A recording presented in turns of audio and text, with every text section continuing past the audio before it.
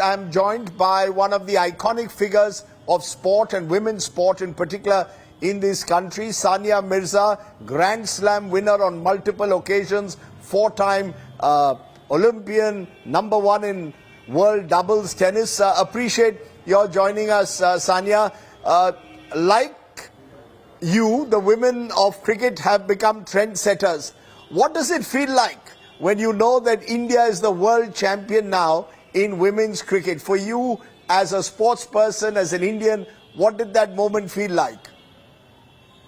No, I mean, first of all, congratulations to all of us and to our great country. But I think that what the women have done for us today just shows the kind of sacrifice and the commitment that's been going on for the last 25, 30 years. And I'm so glad to see that the recognition, the stands full.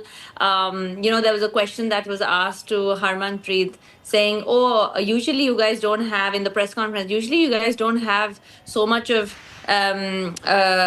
ticket issues, right? But I'm sure at this time, like the men cricketers usually do. And it's so good to hear that she also has those issues. And it's truly what an incredibly amazing moment for all of us. And honestly, as a female athlete coming from India, this does feel personal. And I know it's not personal, but it just does feel so personal. Because you, as I said, also broke a glass ceiling in a way by competing and winning in Grand Slams.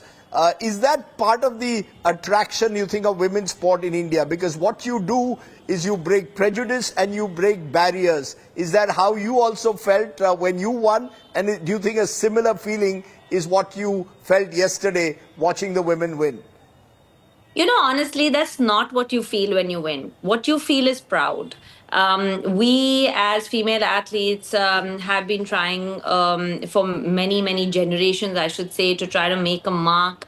There's always there's one that happens, and then we don't hear of incredible women athletes, maybe because of the kind of acknowledgement they receive is not as much as the others do.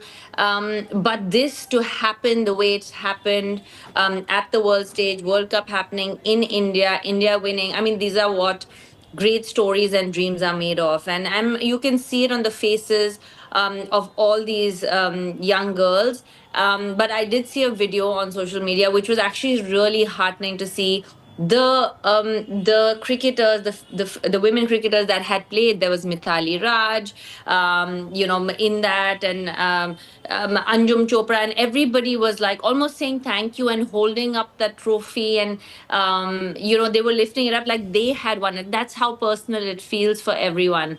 So you don't really feel, oh my God, we've broken a glass ceiling. What you do feel is extremely proud. You feel extremely honored to be in that position, and just it's a matter of great pride to be able to hold that trophy, be world champions, and yeah, I mean, the scenes and those pictures say it all.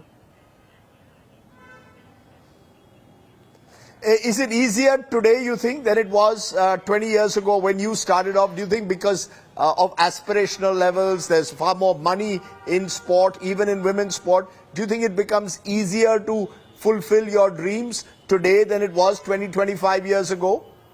Yeah, I think so. I think that I don't know if it's easier in terms of effort. The effort is still the same, but it's definitely easier in terms of the belief.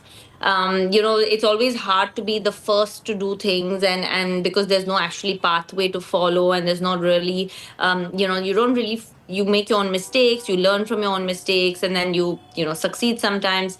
But I feel that today there's when you say women's cricket, when you say a female athlete, when you say a world champion from India who's a female in any sport, I think people take it seriously. And when a young girl or a young kid tells their parent that I want to be Smriti Mandana, I want to be Sania Mirza, I want to be PV Sindhu or Mary Kom, the parents don't say it's a ridiculous dream. I think today they say that yes, you can do it. So I do feel that mentality has kind of shifted, and that's why we will also see more young girls playing, more young girls becoming champions, and India on the world map. You made an important point because your parents were hugely supportive through good times and bad. Do you believe that's the key? Many of these girls have come from small towns. Their parents have sacrificed a lot. That seems to be one of the big changes. That it is almost as if today, having a girl child who wants to play sport, the parents are playing an important role in encouraging them to play sport in comparison to 20, 25 years ago. See, I think the thing is that that was always the case, but because of the lack of